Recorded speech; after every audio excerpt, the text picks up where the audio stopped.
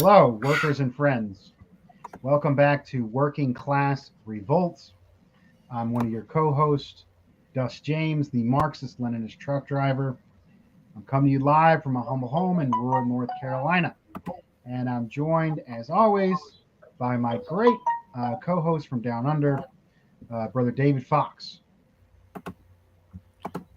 Yes, and it's a pleasant day down here today. We're still in the middle of winter time, and I'm going very well, thank you. Right on. It's a hot one out here, down here in the south at least, and we're very honored with us to have a great guest, a member of the Center for Political Innovation, a poet, Sister Charlotte. How you doing? Hello, Des. I'm just sweating my buns off in Long Island, New York. I'm melting like crazy. Right on. So, a bit of an announcement. Let me pull it up. Uh, let's see. We have our Charlotte. Why don't you give us the announcement for the upcoming CPI conference in Chicago? Well, David, you want to thank add you, before Des. she I'll be very starts? happy to. On August 8th, on August 6th, we will be having a conference in Chicago at the Hyatt Regency Hotel in Deerfield, Illinois. That is in a suburb of Chicago. It's and the doors open at 1 p.m.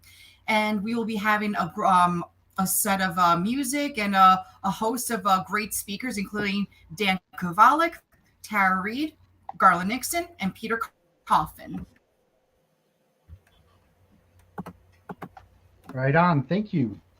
Let's see, I will be speaking as well, and we're looking forward to that. So if you're in the Chicago area, or if you can make it to the Chicago area, please stop by. Again, that's August 6th, Saturday, August 6th, at the Hyatt Regency in Deerfield, Illinois. If folks want to meet me, I'll be there. I'll say hi to everybody. Please come out. And they're running a little tight on funds. So if folks want to donate to Cash App CPI events, is that correct, Charlotte? That is correct. Yes, it is CPI at Cash Apps. Okay, CPI event, Cash App, CPI events. CPI events, excuse me. And so today we have with us a fellow member of the Center for Political Innovation here, Charlotte, and we're actually going to be continuing our study series on revolutionary demands, and we're going to study the 4-point plan, the 4-point plan to rescue the country, written by Caleb Maupin. Maybe I do a little bit of introduction maybe a little introduction about our study series in general. We started out doing the 10-point plan of the Panthers, which was based on the 10-point plan from Korea, which we also studied, and we studied the 10-point plan of the UK. We studied Emiliano Zapata's Plan de Ayala, and what we've noticed is a lot of the forces on the left, more ultra forces, who do this not to change the conditions, but simply attach an identity to themselves. A lot of the times they're very teenage and angsty, and they want to burn the flag and tear it all down, and I'm the real revolutionary. But if you look at anybody who's actually done anything, the Panthers, the Koreans, they usually have very concrete, straightforward demands. They speak in the language of the people. I mean, the Black Panthers actually quoted words from the Constitution and the Declaration of Independence in their 10-point program. So it seems there's like a huge disconnect between that, and we've been showing this the whole time through. Brother Fox, maybe you could talk a little bit about our study series, as well as a little bit about the 4-point CPI 4-point plan.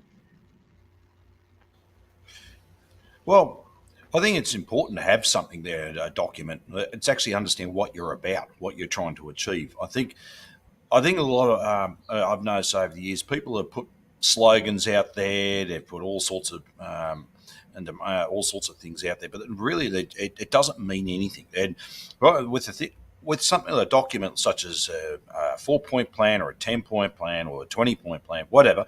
I mean, in fact, it's also tied to proper concrete material conditions. And with the plans we've been studying up to date, this is where they've been tied to the Workers' Party of Britain's 10-point plan. It's fantastic, and it was there for working people to easily understand and absorb. With that, it wasn't a long, documented, thick book or whatever where it has to be complicated. It was straight to the point. It was simple. People got it, and it was related to their immediate demands there and their material concrete conditions. It wasn't separate. It wasn't some sort of Christmas wish list. I wish the world was a better place and all of these long-winded things. It wasn't. These are the immediate concrete demands and move us further. And I think that's fantastic. And and a lot of these demands were actually born out of struggle. They weren't actually divorced from struggle. It wasn't just come out of someone's head. It was actually connected to struggle and the struggle of common working people, and that's vitally important. There's no point setting up something where it's divorced from ordinary people. It's just going to fail. It's just going to be a little group that are doing their thing, and no one knows what it's all about, and no one will be interested. But if it's connected to ordinary people, we'll call them masses, whatever we want to call them. The fact is that's vitally important. So that is the key to it. You'll have that link, the connection, that strong connection to it, and the material conditions. Oh, and just on that, I put the website there for anyone that's interested, cpiusa.org, and yeah, I put the link in the comments section as well. Let's see, Comrade Charlotte. I'm not sure if you've been I'm not sure if you've been paying attention to any of our studies on demands or just the subject in general, as well as maybe a little bit of background behind the piece. I'm sorry? Maybe you could talk on the subject of demands in general, as well as some of the background behind the piece we're going to read, the 4-point plan for Center for Political Innovation. So we, the Center for Political Innovation, see that the urgent measures are needed to save the country from the disaster created by the greed of billionaire bankers and capitalists. So we have put forward this 4-point plan. The first one is a mass mobilization to rebuild the country.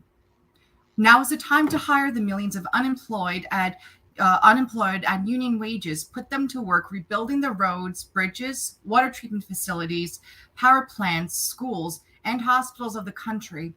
High-speed railway must connect the Midwest and South to more prosperous regions. The universities must be revamped so once again we are churning out the world's greatest scientists and engineers.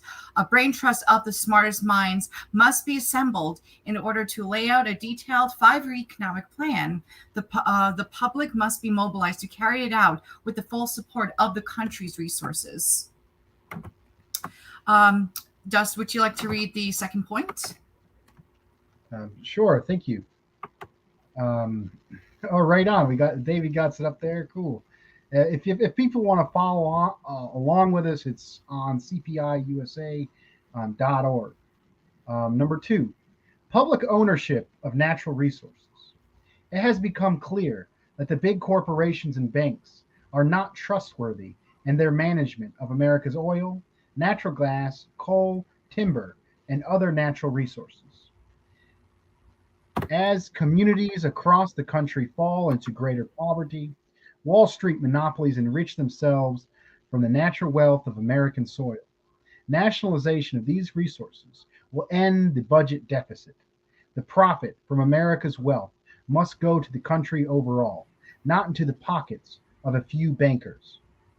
Popular power will be far more capable of managing these resources in a sustainable and eco-friendly way to ensure a better future in the face of the looming climate crisis?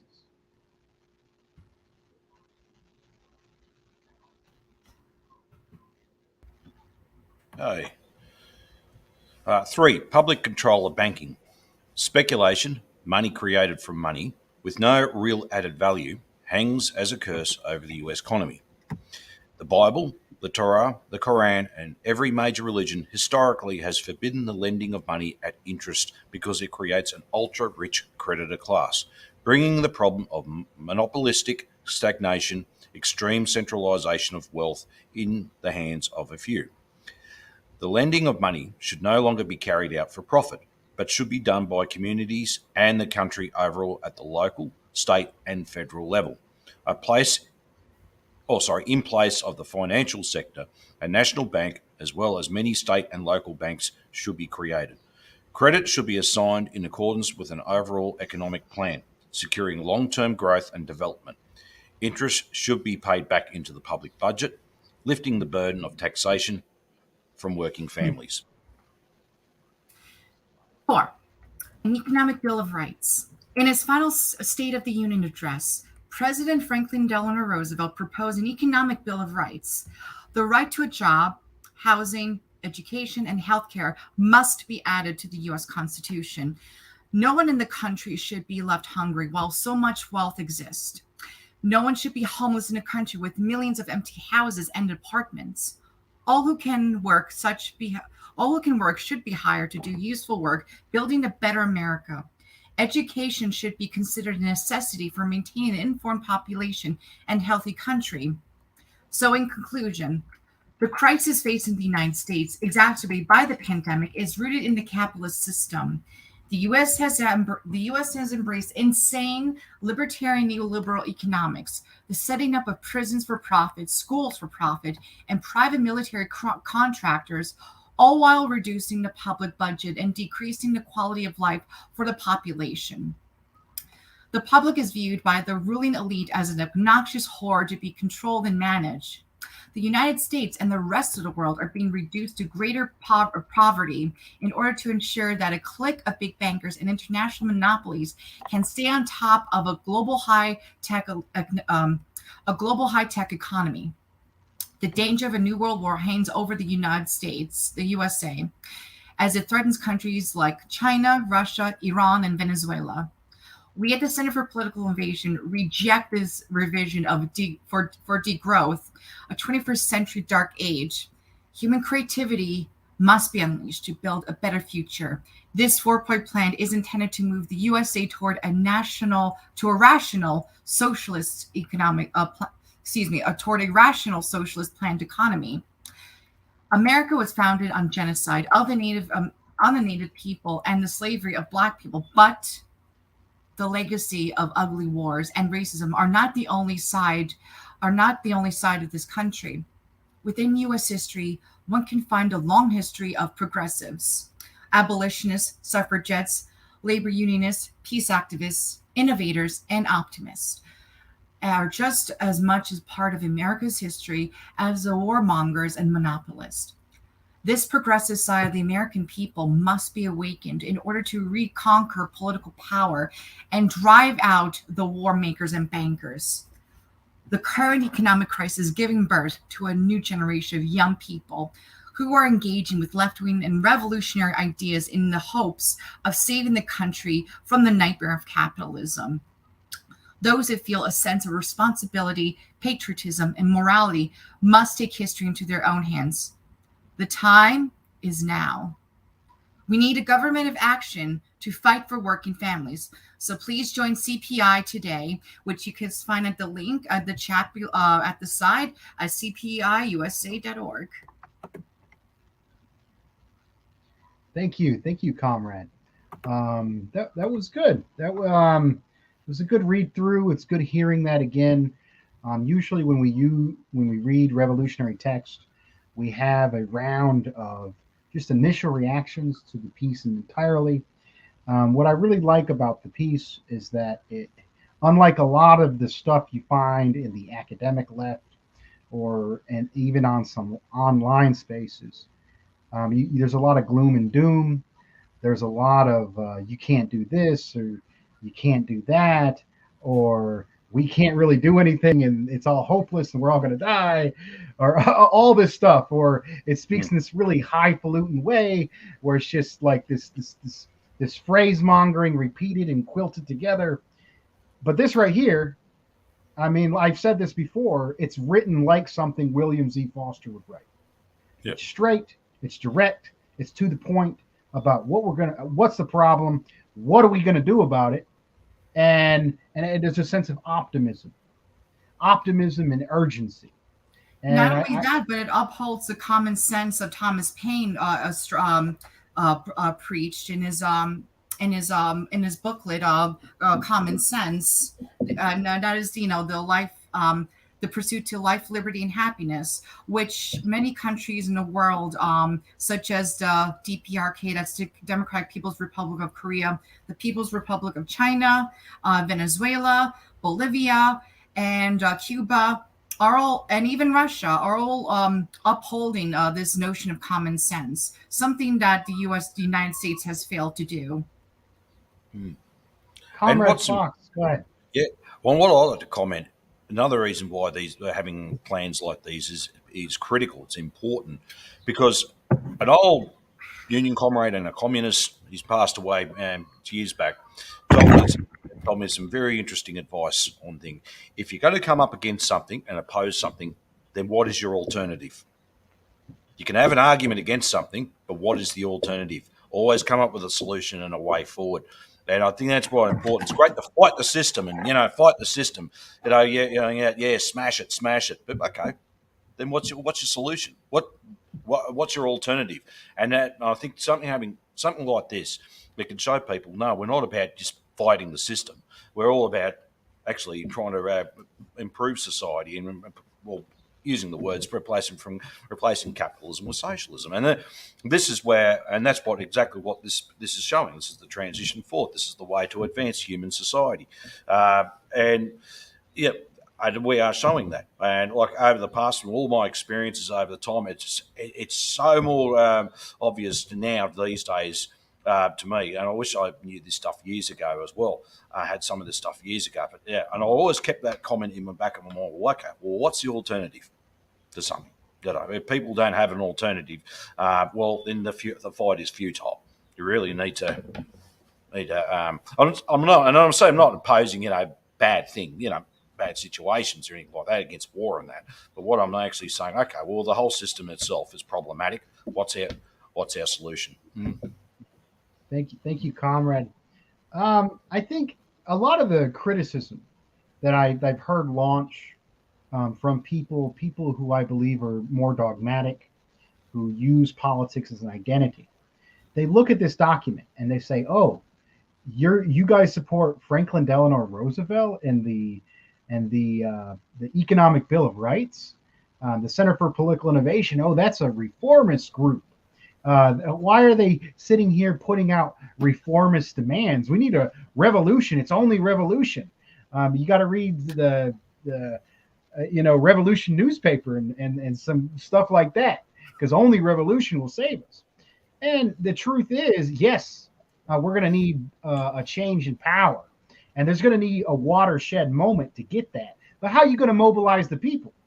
You're going to mobilize the people by and say, "Hey, I want you to engage in a bloody conflict that will destroy your life." That ain't going to get nobody mobilized. What's going to get mobilized is when the system can no longer provide and is continuing to no longer provide our basic necessities. The people will fight to improve their conditions. And this document and these demands are not reformist demands. You know how I know these are not reformist demands? Because, okay, maybe a few of these, if we had a strong, back when Franklin Delano Roosevelt was in the White House, and we had a strong Communist Party, and the United States was competing with the Soviet Union, they kind of changed their tone a little bit. And now, the United States was for decades was the monopolar, almost ruler of the world, essentially. and now it's being challenged, and their cistern's crumbling, and we're starting to get, we don't have a communist party no more. I mean, they're competing with China, but things are getting worse here, and things are starting to change. But let's look at what these demands are. A massive infrastructure. I mean, Biden had Build Back Better, which didn't work. It's interesting that Franklin Delano Roosevelt built the Tennessee Valley Authority. The Tennessee Valley Authority employed tons of people, gave power to portions of the South that didn't have it no more. What you don't hear about in U.S. schools is the Tennessee Valley Authority was a bad copycat of infrastructure projects that they were doing in the Soviet Union. Only the U.S. capitalism couldn't do it nearly as effective as the Soviet Union was doing. So let's look at some of this other nationalization of bank and national resources. I'm sorry to tell you, those are revolutionary demands. The current capitalist system, monopoly capitalist system, where the banks, these few groups of banking and oil cartels, own the entire economy and own almost the entire global economy. They are not gonna just gonna give us these resources, and we would have to mobilize the people to a certain extent that these demands would require a revolution. So these are revolutionary demands. Sister Charlotte, go ahead. I think, in order to truly have a proletariat revolution, I think we're going to need a more of a populist front, a populist revolution. That is, like a collaboration of various classes of the proletariat, small business owners, and farmers as well, and even intellectual revolutionaries, just as it was in China before they were to have a strong before they were to have a proletarian revolution. Because right now we don't have a strong communist party, but in order to have a strong communist party or a worker party, we first I think this would be the first step, to bring about a populist democracy, so that we can actually see socialism come to America within our lifetime.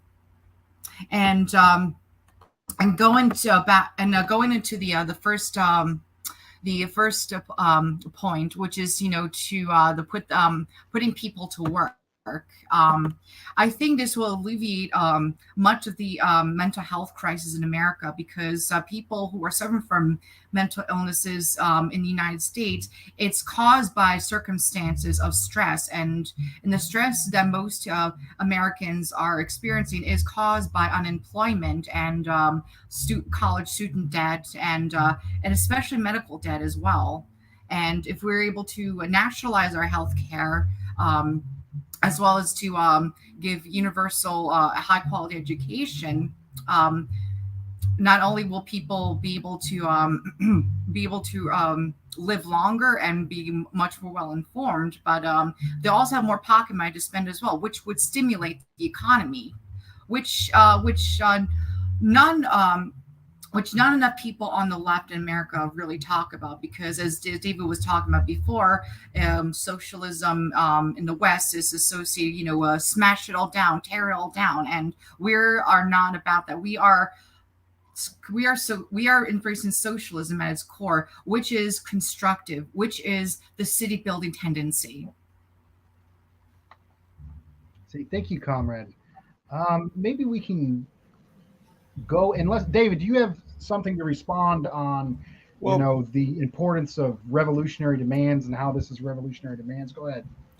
Well, I think it's important to have that. I mean, for us in Australia, we're having a look at that 4-point plan and the conclusion. I mean, there's a lot we can apply here to Australia. I mean, our natural resources, we're probably one of the most resource-rich nations in the world. We've got, from everything, oil and gas through iron ore, and other minerals as well, and plus also too to explain about timber industry. We can pretty much do anything, but the thing is, it's all controlled by monopoly capitalism, and all our profits and the resources get it pretty much rips it out of Australia. We don't see much of it all. We may get a little royalty on it, but we don't see. I mean, at the moment, I'll give you an example. Gas.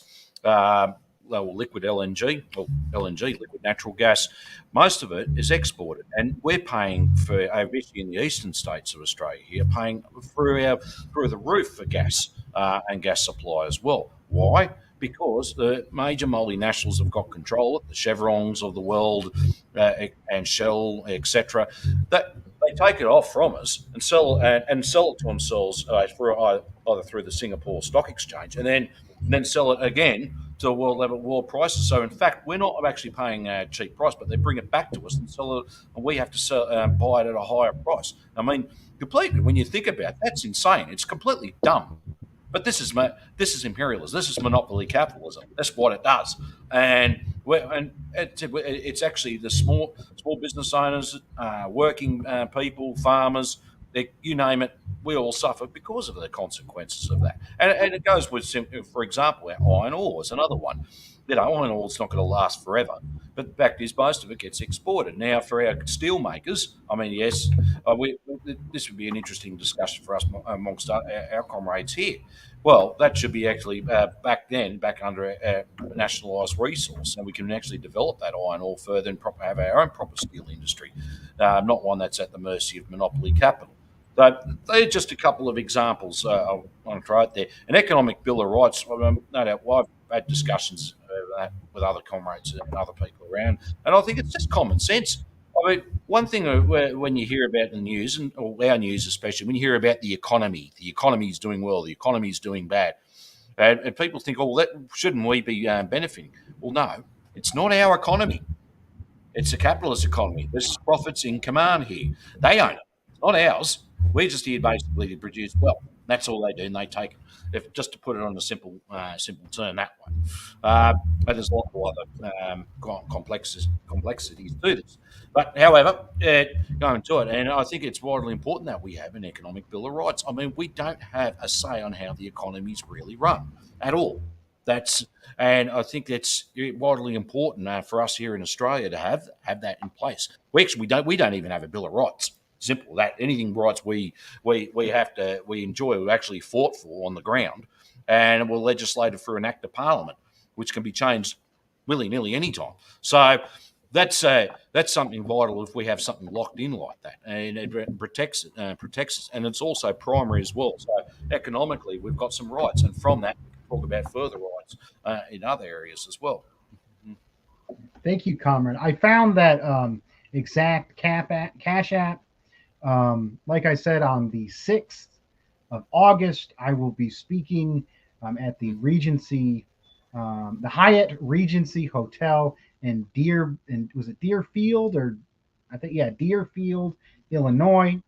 And to help make that event happen and to help that event, you can donate on Cash App at Cash App, cash symbol CPI events is where to send contributions to that.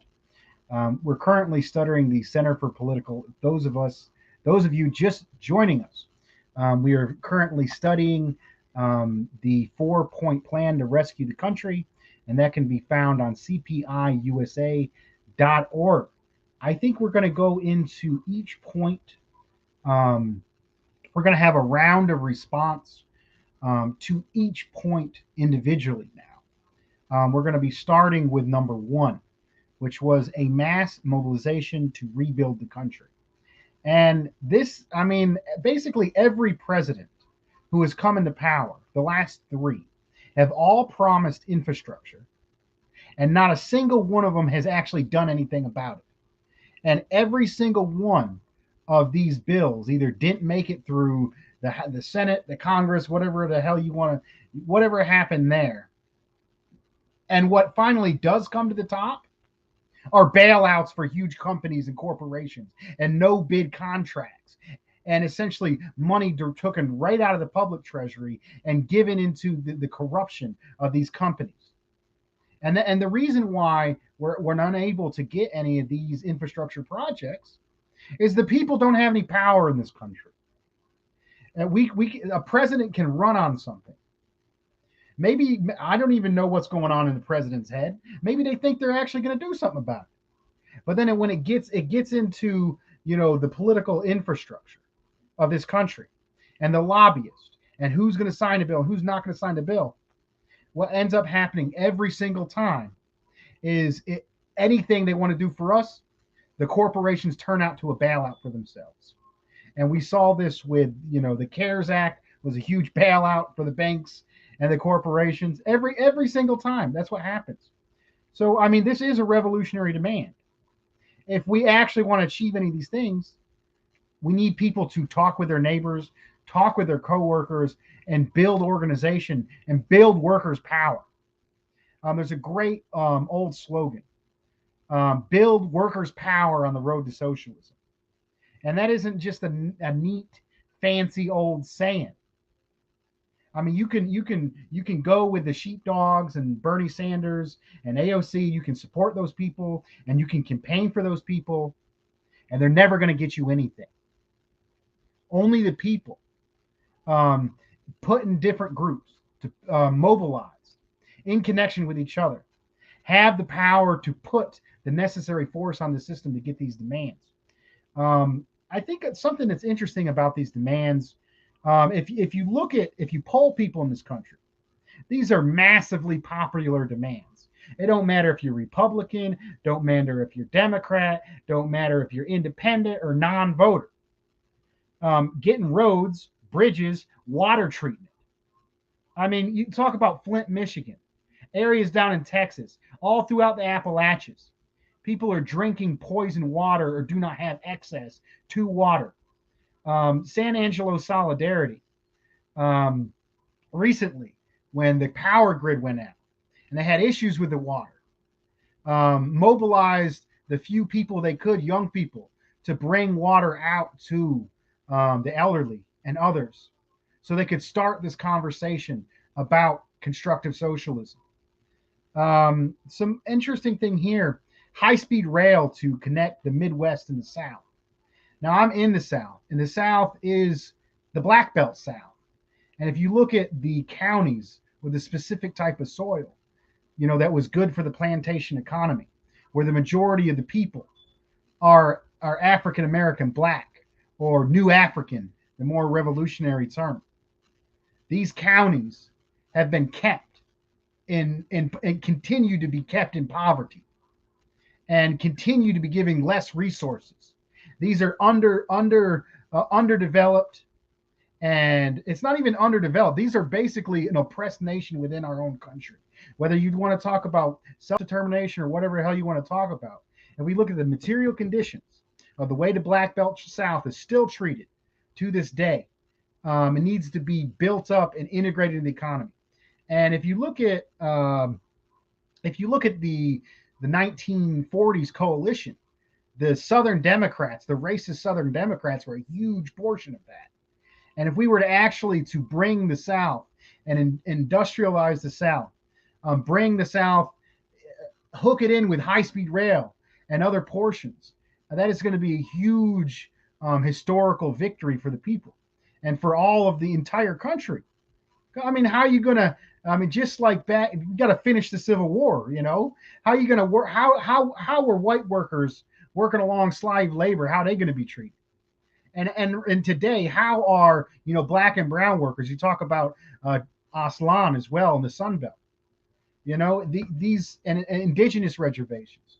So you have whole regions of the country: the Midwest, Appalachia, the South, the Black Belt South, Aslan. These portions of the country.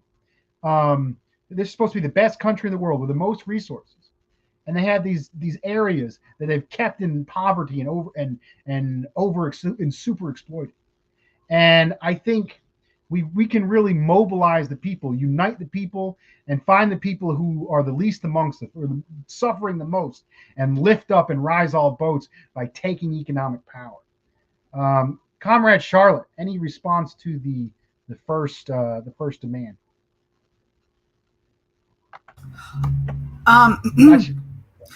Actually, I think I did give a response to that demand earlier about how how the mobilization people to work would alleviate the mental health crisis, as mental illness is in America is caused by the circumstances of unemployment and overwhelming student debt and medical debt.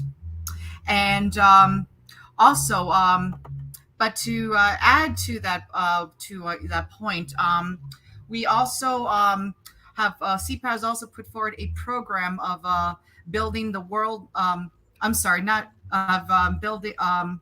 Along with the Schindler Institute, is building the World Land Bridge, meaning that we will connect to every country, major superpower, Russia and China, in order to build up every developing country and each other's countries to reindustrialize the Midwest and to build international cooperation with each other, with a win-win cooperation. Thank you, Comrade. Comrade Fox, what is your any comments on the first point? Well, there's a couple of points here. You mentioned about the power, all of the electrical grid, and people freezing in Texas. And that was, I think it was about 2 years ago that happened. Now, the fact is, in Australia, all our power electricity has been privatised, both the grid itself and the power stations. And it was all of the neoliberal policies brought in for the last 40 years, and part of it must be privatised. Consequently, our grid itself has been run into the ground, along with the power stations. And now, you guys are suffering for a very hot summer over there at the moment. I'm talking about heat wave, and I'm looking at the UK as well. I'll talk about climate. I'll do another discussion another time. That is more commonplace for us here in Australia. I'll just say, for those in America, you guys use Fahrenheit, we use Celsius. So I was just explaining to Charlotte and Dust before. It was actually one summer. It was actually just 2018, I think it was. 2018, 19, we had like heat wave after heat wave. It actually continued on there for a few weeks, and you could feel it up here in northern Victoria. Now, there was actually one day it got up here just over 50 degrees centigrade or Celsius, which is 122 degrees Fahrenheit. All right, that is hot. I mean, the roads, the freeways, that was just melting, and birds were falling out of trees, and so fruit bats, a whole lot. So you could people have died of it. Now, what happens, and this is so common, it's happened a lot in South Australia. It's even happened here in Victoria, New South Wales, Queensland, anywhere in Australia. What's happened? Because obviously a hot summer, we do get heat wave. People want to put the air conditioning on. There's no way they want to keep cool, which you have to try and do. It's stifling heat. Well, what happens? You get a big power surge. What happens to the grid when you get a big power surge? It crashes. And people like, for example, Adelaide in South Australia, the capital of South Australia, is now at times they've had power blackouts in the middle of summer. And especially if you're elderly or sick, that is a lot more fatalistic for you. For even people who are quite healthy. And you definitely need to keep cool. I mean, you don't want to be out in the middle of the sun in the day because you'll burn. But anyway, if you don't have the luxury of being near a swimming pool or the coast, it can be quite unpleasant. So that's why it's vitally important. Part of the nation building part is to not only nationalise our power industry again, but upgrade as well, so we can handle all this in the first place. And in the first place, as I said, particularly our summers are extreme hot, and I'll just giving you one example there. So, and obviously, I feel for you people going through these heat waves at the moment. But it's like, you can understand why, and then vice versa. And I felt for you, when the people in Texas went through that freezing winter, they didn't have the power; the whole system just crashed. So, and of course, there was fatalities happened as well as a consequence of it. So, it's quite an important part of the nation building exercise for us to nationalise the industries and mobilise people. The power industry would be one big project itself. The other one for us as well, and we'll talk about this. On some times, but we want to talk about this further, is what we call the Bradfield scheme. It was actually it's basically the Darling and Murray rivers flow properly again, and obviously building a section of NAMS, which actually to be built, and then we can actually have proper flows to save all this flood water and that heading straight for the coast in northern Queensland. We can actually have that pumped into going down the main tributaries, and that can also make our inland a lot more fertile as well. Another fantastic scheme. It'll be a huge project if they have that go off the ground.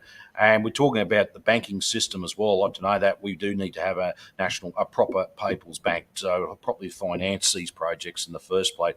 So I know I've had a look at that high-speed rail scheme that was put forward. It's actually quite a common sense one put forward. I think that's a great idea. We definitely need it here in Australia. We're talking about high-speed rail for last 50 years between Melbourne and up to Brisbane, but it's just seemed to have study after study. It's just a public what do you call it? Public exercise, and it mean nothing of it. But it's a common sense way to go about it. High speed rail is good. You should be able, and I see what's happening in China with high-speed rail. You can live in Shanghai and then commute to Beijing in no time, and work there and come back home, be back home in the late afternoon, early evening. So, it also probably eliminates a lot of unnecessary air travel as well. Sorry, Charlotte, we want to say something. Charlotte, go ahead.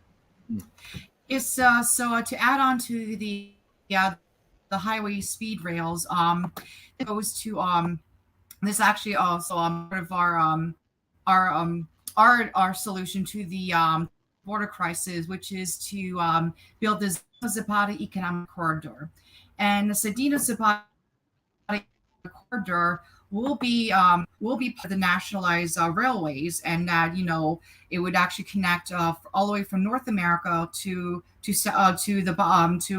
southernmost of Southern America, and this will be part of again with international win-win cooperation, and we building each other's country economically speaking, and this is not open borders, but it is a solution to the border crisis, as well as a much safer and a much more humane solution to a border wall, or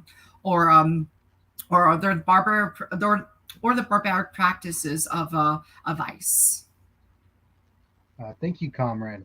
So, I mean, if I can just sum up on this first position. I've visited all 48 states as a truck driver.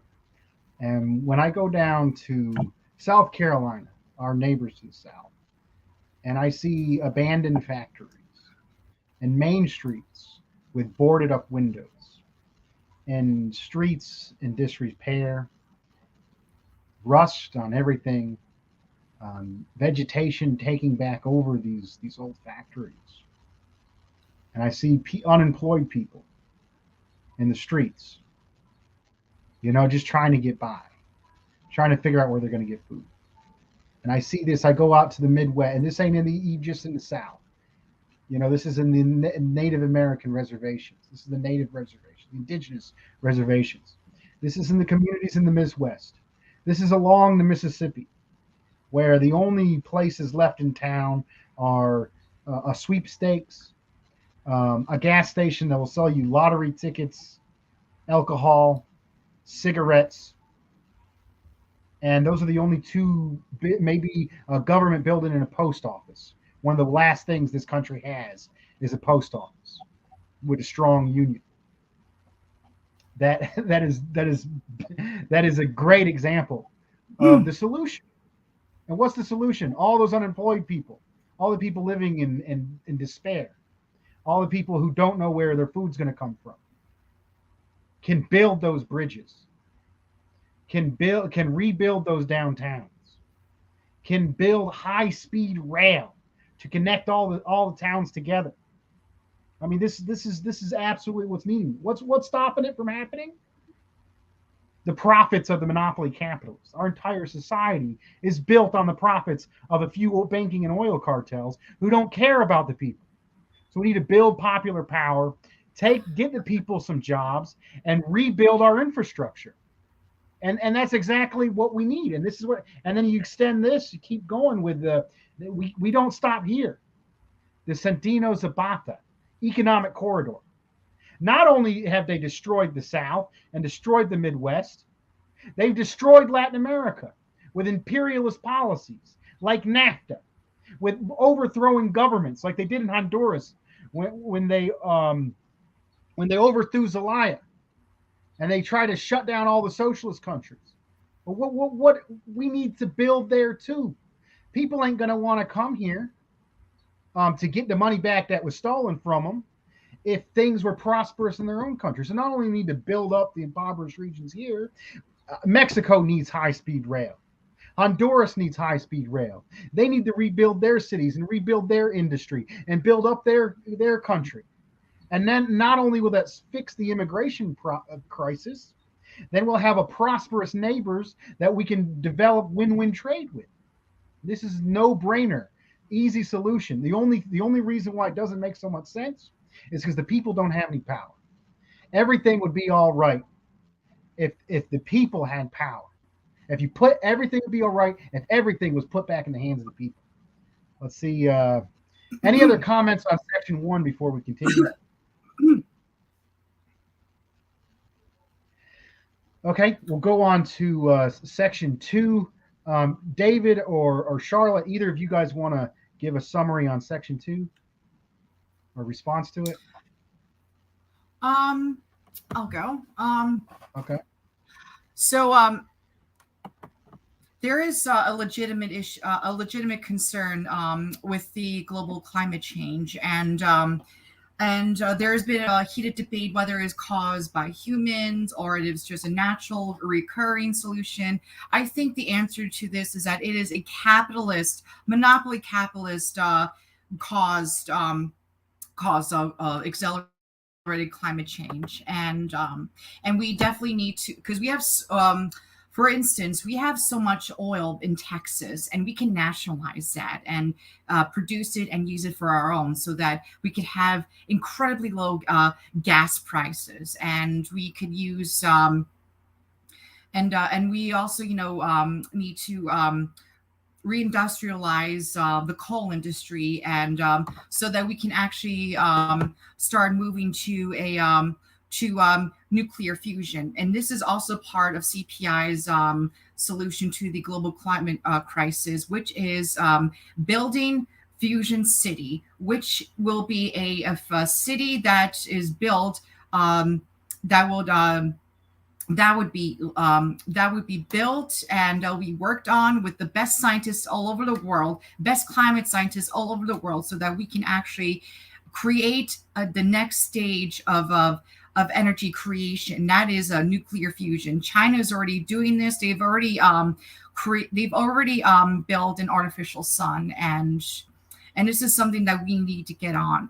This is something that we need to be getting on like yesterday, because as much as I do believe in certain environmental friendly solutions, the ones that are being offered right now, such as wind turbines, solar panels, this is not enough, because for instance, the wind turbines, you actually need twice as much oil than you do the you need a lot of oil in order for that to keep working, and they still kill birds. Despite the updated models, they still kill birds, and we want to build a Fusion City at in the Midwest of America, which is the heartland of America, and I think during the 1930s, the Communist Party of the United States wanted to make Chicago the capital of America, because it is in fact the center of the manufacturing industry in America. And so the solution is Fusion City now. Thank you, comrade. I don't know, man. Let's see. I mean, the issue with windmills, I'd say it's not all the stuff the right wingers say. The right wingers say, oh, they're ugly and they're this and they're that. And the reason why the right wingers say that is because they're funded by the oil industry. There's this fight between the oil industry and it's like that. And I don't think it's so much the birds, is that. Well, I mean, that's just one example. We got to be honest. But it's also, but a lot but I think there's sections of the ruling class, that who have an investment in in the oil industry also want to drive us further our living standards, using this as a degrowth using degrowth methods, and I think these environmentally friendly, without moving towards the next stage of energy, is a part of the degrowth agenda. I got you. I think when it comes down to wind and solar, are great, and they're developing them. China is leading the way on a lot of solar technology and nano solar technology. I think what the problem is, it doesn't have the same produce. It doesn't produce as much energy output. And like you said, fusion would be is a higher amount of energy, is a more efficient, environmentally friendly, and a more substantial energy source. You know, and we're not, if we were to try to replace all of our coal and oil right now, with wind and solar, we wouldn't be able to invest enough in to be able to do it. And I think But fusion energy, really does give us that next leap, that next step, and able to continue to grow the economy substantially in a sustainable way. Go ahead, comrade. And that's Yeah, exactly look, what I was trying to get at too. Sorry, David, but yeah, that was exactly what I was trying to get at too. And I think you got to the point that I was trying to get at. And we actually, believe it or not, nuclear, despite what the eco-Malthusians, as well as the environmental NGO groups want you to believe that nuclear is dangerous. Well, it is only dangerous if you use a certain substance such as uranium. However, there is a substance and an element that can be used to build a nuclear fusion. That is thorium. It is yeah. much cheaper, much abundant, and the best part is you cannot make nuclear weapons out of it, which is why the studies have ceased in 1967, I believe. Yeah, Comrade Fox, go ahead. well, just on that before, actually what it is, I've been reading, and I've read up on some of this as well. I'm not a nuclear expert by any means. I mean, people have got to understand we need to get out of that conventional thinking about nuclear energy. The big old power plant, I think it was a 3 Mile Island meltdown or Chernobyl or something like that, and nuclear weapons. What it is what Charlotte was touched on there.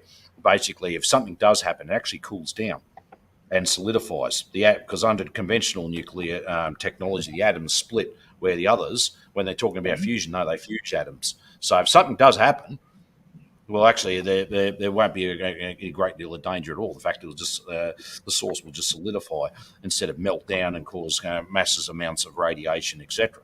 That's what we've commonly known as.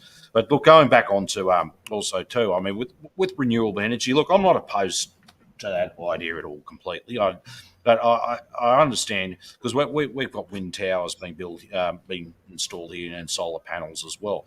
But the fact is, I think the debate about that, who owns it, who controls it, and I mean it's part. I think the renewable sector is part of it, but it's not going to be the whole solution to it either.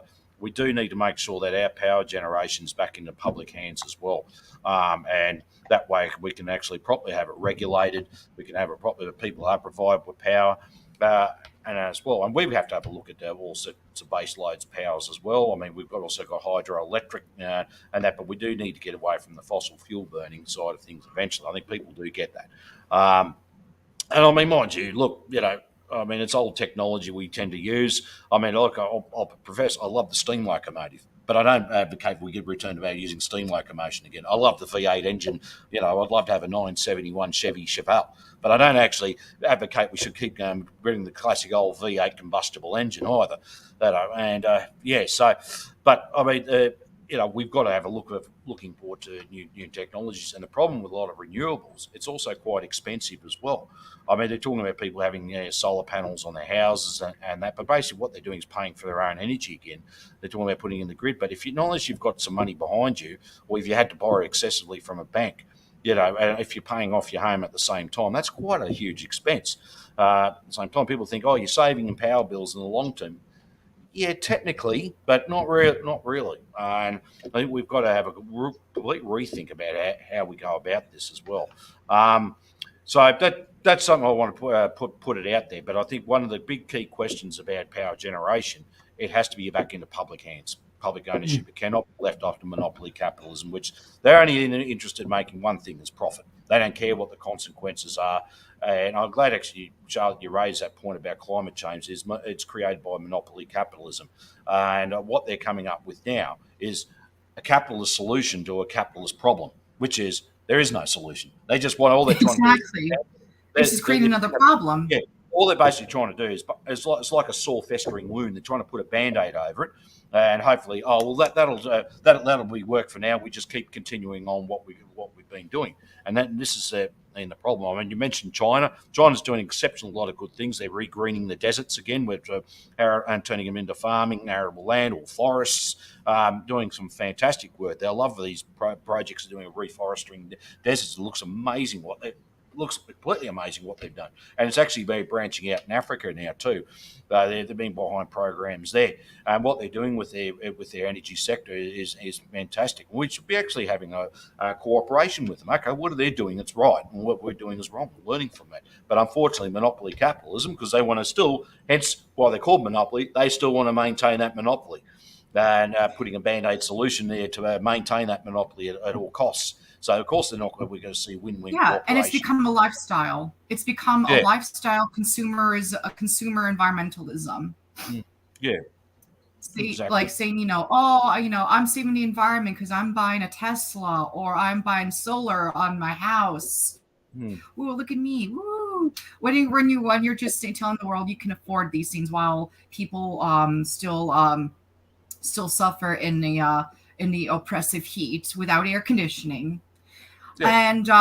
And another thing to point out is that the oil companies have actually tried very hard and have succeeded into conflating nuclear energy with nuclear weapons, and this has been seeping into leftist movements and even anti-war movements, which is part of the new left or the synthetic left that have opposed nuclear energy, because when they think nuclear energy, they also think nuclear weapons. So that's kind of the plan that the oil companies have concocted.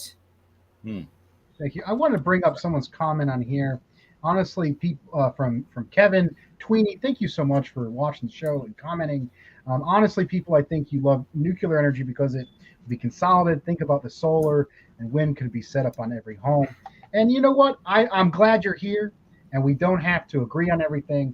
I think David Fox really said it when he said the important part that we're talking about is who controls the energy. I kind of get, I'm going to call out, the Green Party. I've been voting the Green Party forever now. Ever since I voted Obama, I was like, oh my God, the dude was a horrible warmonger. And I've been writing in the Green Party. Shout out to NC Green Party.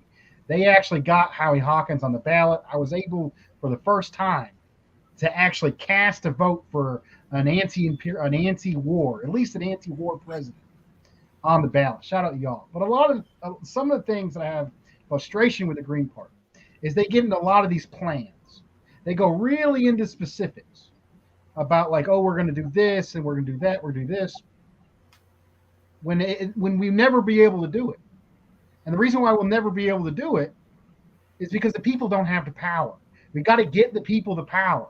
If we get the people the power, then we can actually plan the energy infrastructure. We can take control of the energy, make it more environmentally effective, choose what are the needs of the people, not the needs of not profits for corporations, but what can we do with our current energy to heat people's houses, to get people to work, to fuel our industries? How can we sustainably use this energy to provide a better standing of living people and not just extort it in profits? And I think that's the main point of the second position. We're running a little short on time. I'd like to go ahead and finish these 2 points and then get into a little bit of discussion. The very next point, number 3, is control of public banking. And this is absolutely key. We are under the system of monopoly capitalism. Monopoly capitalism is where finance capital controls the entire national economy and the entire global economy. And everything, the educational process, the the laws, the political process, even our very culture itself is manipulated and designed to facilitate the profits of a few banking cartels. And we just finished the last one about the need to nationalize oil, the need to nationalize the energy sector. These banking cartels are hooked in with the oil companies, and they're essentially oil bankers. A handful of oil banking cartels control our entire society, are running it into the ground for the short-term profits of these oil banking cartels. And what are the results? That these five or six oil banking cartels run the entire economy. What do we invest in? We invest in prisons. We invest in war. We destroy the environment. We don't invest in people's homes. We don't invest in basic infrastructure for the people.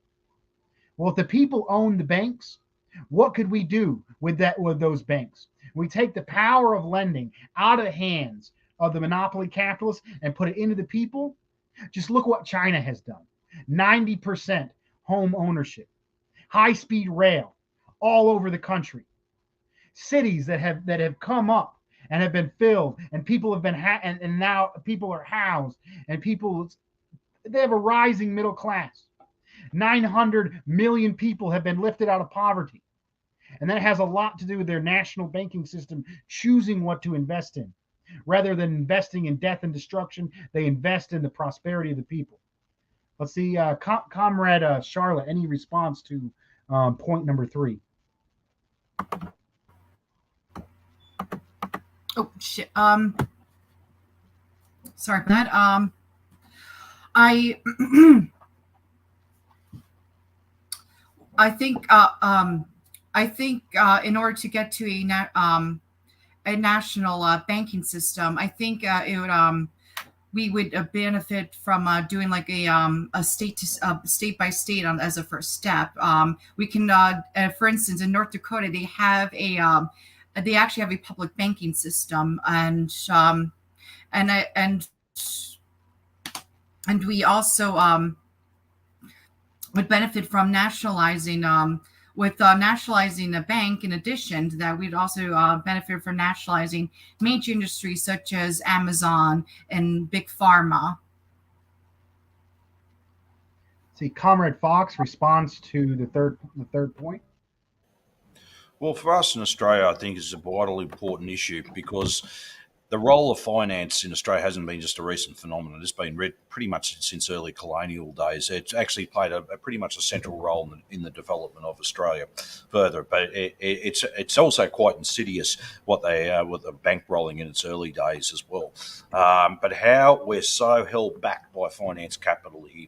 Or finance institutions such as banks and other lending proprietors, the whole lot. And we don't actually, there is no, well, correct me, but our 4 major banks are actually owned by the multinationals, such as the City Banks of the world, Royal Bank of Scotland, London Bank, you name it. That's where they own it. We actually don't own it completely.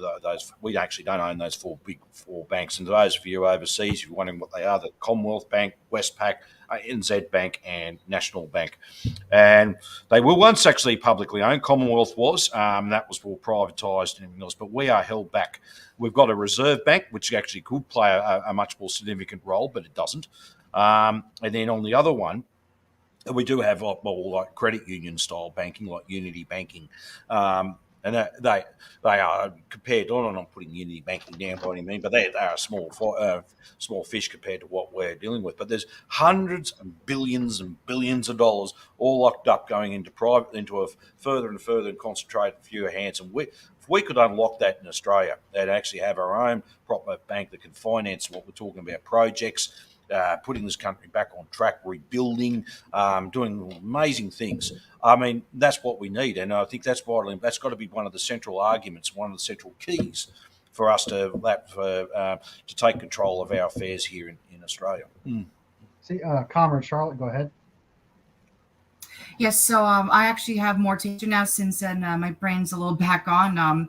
I swear Biden brain is contagious, let me tell you, especially with this heat. It just zaps the intellectual energy out of me. But in addition to the nationalizing of banks, what it would, I think, would look like is that we will no longer, our government, when we have a government action, we will no longer be bailing out big banks. And for instance, every time the economy or industry crashes in China, a lot of the banks or these banks, that give out these predatory loans, they're no longer going to be bailed out by the states. Instead, their company is going to be nationalized and for societal good.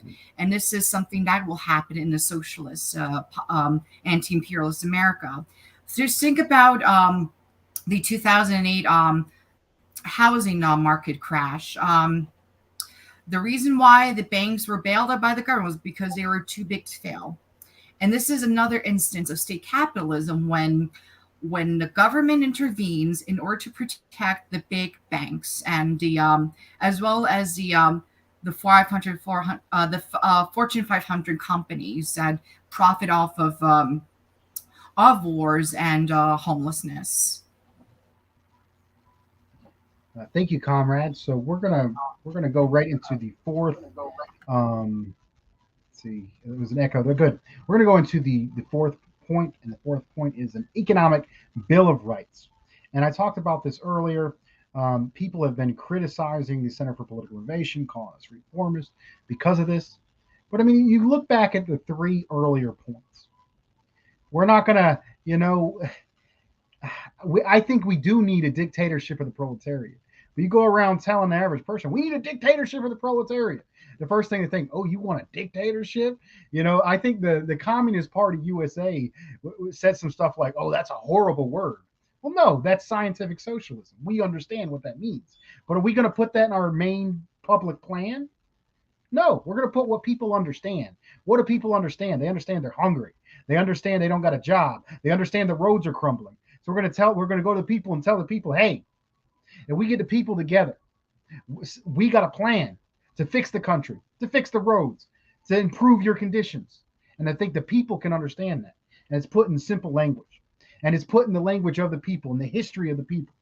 And in the United States, at one of the high points when people actually had power, when there was workers' power, when we had a communist party with hundreds of thousands of members who represented unions and mass organizations of millions of people. And we were also competing with the Soviet Union. Franklin Delano Roosevelt, a lot of people say he saved capitalism. He basically did. He helped create the labor aristocracy, did all this other crap. But that is something tangible in our history that we can show to people and say, hey, we can have this. They said they were going to do it before. We can make them do it.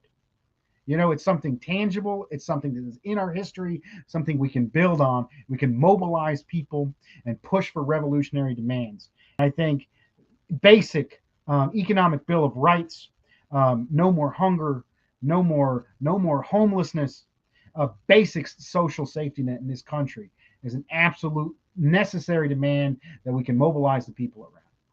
Let's see, Comrade Fox, your response to the fourth point. Well, it's interesting because I talked about this before earlier in this program when we were mentioning about, but I think it's vitally important. It's got to be a central part, key to any of our struggles in economic bill of rights. And I'm just looking at housing, for example. Yeah, we've got a major issue here with housing here in Australia. I mean, rents are through the roof. People, and there's a whole people cannot afford to buy a house anymore. But we've got dwellings that are empty. We've got apartments that are empty. We even got one real estate agent in Melbourne saying, "I'll just keep the lights on in the empty apartments to look like there was someone in there." I mean, ridiculous. And we've got a huge homelessness, and it's increasing as well. I can't talk about what's happening in the US, but I certainly can talk about what's happening here. And for people even finding a rental, it's just coming out of their hands. They can't. It's just out of reach of their hands. Even in trying to get have a caravan park rental is becoming a huge cost as well. This has just gone beyond the joke. And I think one thing with an economic bill of rights, housing, because that's one of our shelter is one of our key elements of human survival. We do need to have that key as a key demand, and it's a massive, massive issue here for us in Australia's housing. And I fancy we fancy have to pay well over your head. It'd be well over your head in debt for the rest of your life until pretty much till the day you die, and that debt will be passed on to the next generations to pay off. For just having one of the key basic principle elements for our survival. The elements I'm talking about is clothing, food, shelter, water, and of course the utilities such as electricity, health, and etc. But the fact is we do need that, and we look at a resource-rich country like that. Why can't we provide this? And I dare say even my local council here, local government, Bendigo, Greater Bendigo. But what they actually said, there was an idea someone put forward to the council that was this vacant land on one of the suburbs just nearby in Long Gully to be developed into social housing. Guess what? Majority of the councillors opposed it. Why? Because it affects the private profit motive. This is the problem with housing overall. It is they're driven to make profit, not to provide proper shelter and a proper home. A home should be a home, not a commodity to be bought and exchanged and make more profit off, or you could use it as a retirement saving a whole lot. You should be known full well you've got a home, you'll be able to live in for the rest of your life, knowing full well it'll never be taken off you. You can live in some form of security and comfort. But no, they have actually developed it into what typical of capitalism turns everything into commodity. That's what they've exactly done with housing. So that's why it's right. And I'm just using one example. There's many other examples I could use out there, but that's something that's dear to our heart here. And I think an economic bill of rights will certainly it'd be a part of a central platform for what we want changed here in Australia. See, Comrade Charlotte, any response to the fourth point? Economic bill of rights. I have mentioned this before, but we definitely need to nationalize. We need a nationalized healthcare system, which would go beyond what Medicare for All offers. Because right now, what we have is an irrational system with and a very unnecessary and over bureaucratic system of for-profit healthcare, and that meaning that we have to go through so many leaps and bounds in order to get even an appointment for a doctor's visit or to refill a medication. And universal healthcare or nationalized healthcare system mean that there will only be one system. You'll be able to pick your doctor within your area, no matter what insurance you have. Or this could be an insurance-free healthcare, since nationalized healthcare system would not require insurance. But right now I think all of us are for Medicare for All, which would be, I guess, a socialized insurance healthcare system, which would be kind of not unlike, but of course, and medication, and this will also mean that we would also need to nationalize big pharma, because in order to nationalize pharma, we would able to remove the profit motive for big pharma, so not everyone is doped up. As a solution to their mental health crisis, there'll be more incentive, for talk therapy. And I think, and then going and adding to what David was talking about with housing, the housing should be for housing. Where I am from, on Long Island, I'm seeing a lot of these luxury condos being built, and they're even being built on top of old religious buildings, for such as a temple. There was a temple that was torn down, and right near where I live, and now it is being replaced by a luxury condo.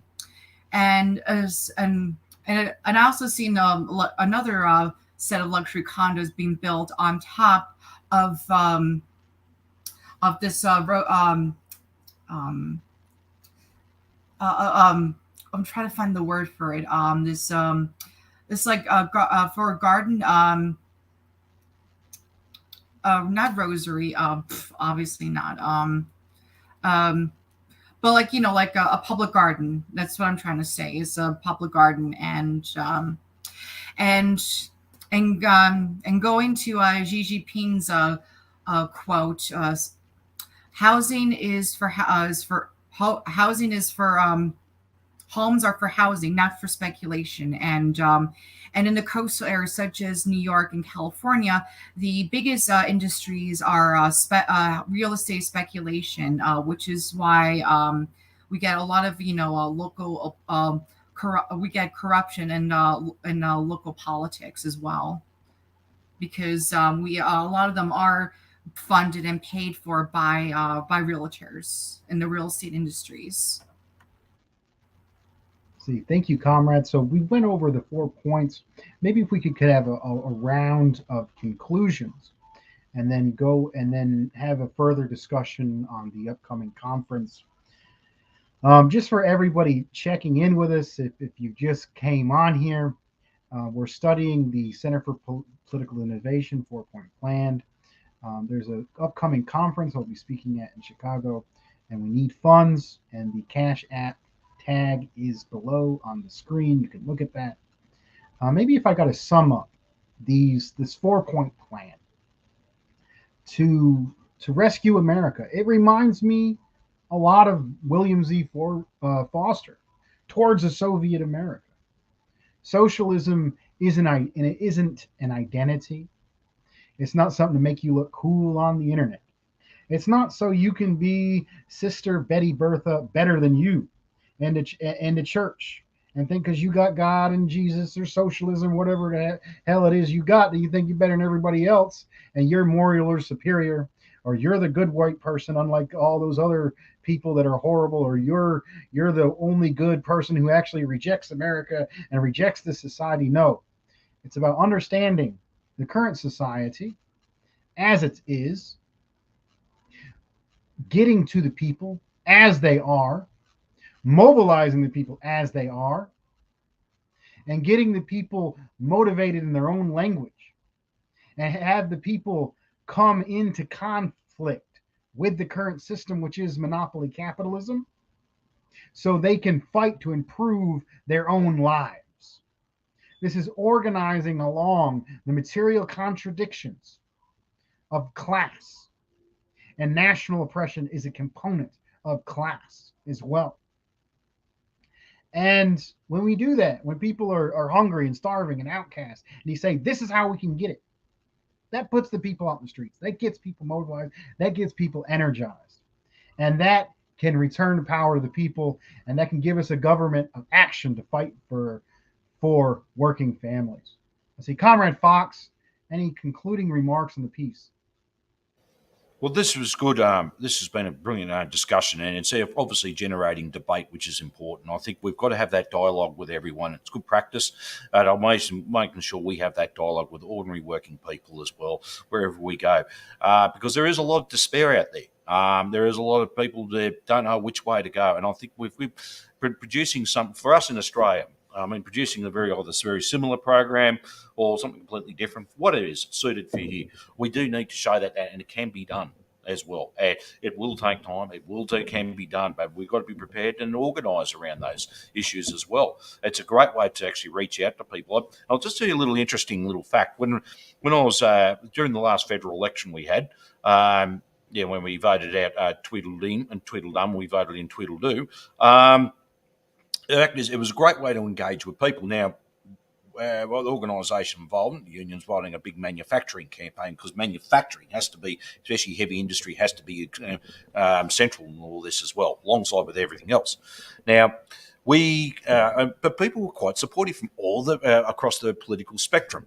So even if they voted Conservative, even if they voted Labor, even if they voted for whatever the smaller parties, whatever, when people looked at the campaign, someone on the dotted line. That was something that actually people can focus on, think, we need something here, and they can organise around. So I'm just using that as an example. It doesn't have to be done exactly how we did it, but that was that was something. And when we're looking at a 4-point program like the CPIs, that's a great way to rally people around and get them organised and think, well, what can we do? So basically, in one aspect, it's a call to action. We can do this, and it's a call to action. It's not just a talking circle. It's not a theoretical piece. It's not just something we talk on YouTube here or on live on the internet.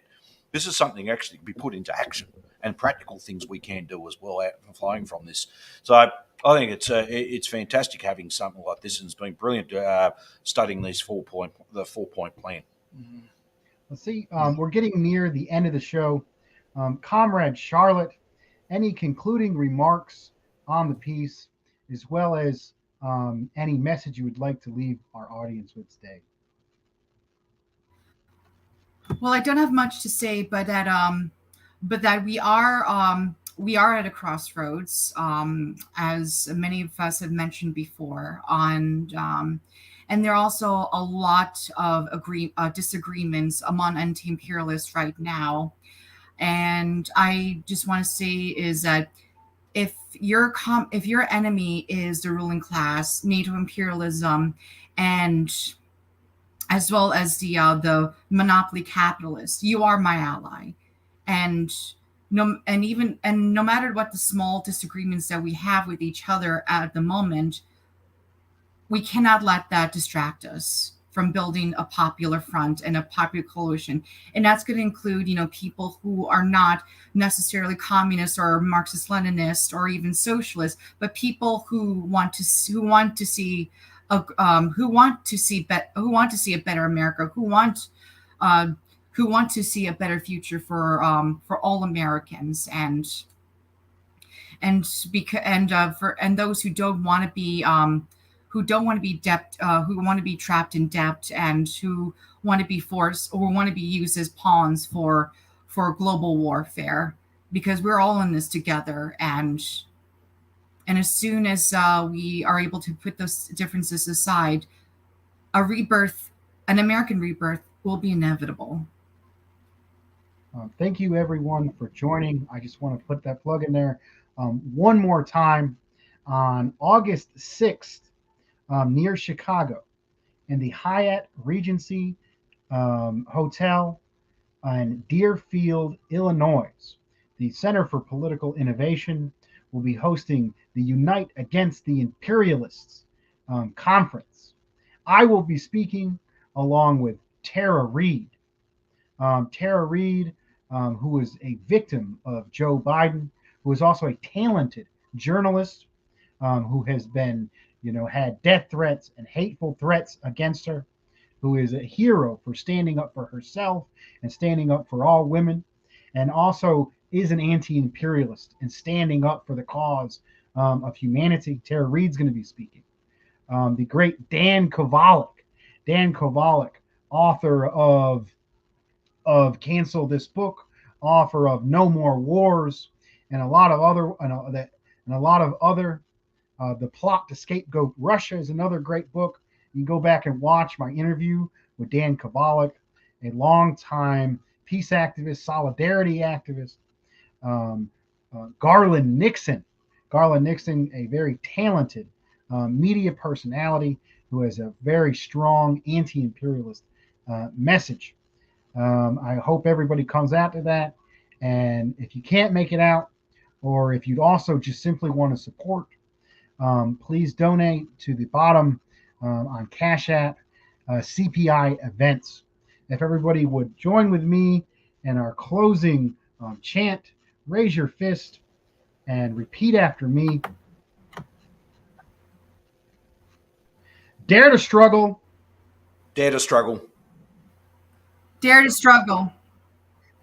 Dare to win. Dare to win. Dare to win. All power to the people. All power to the people. All power to the people. Thank you. Good night. Thank you, everyone.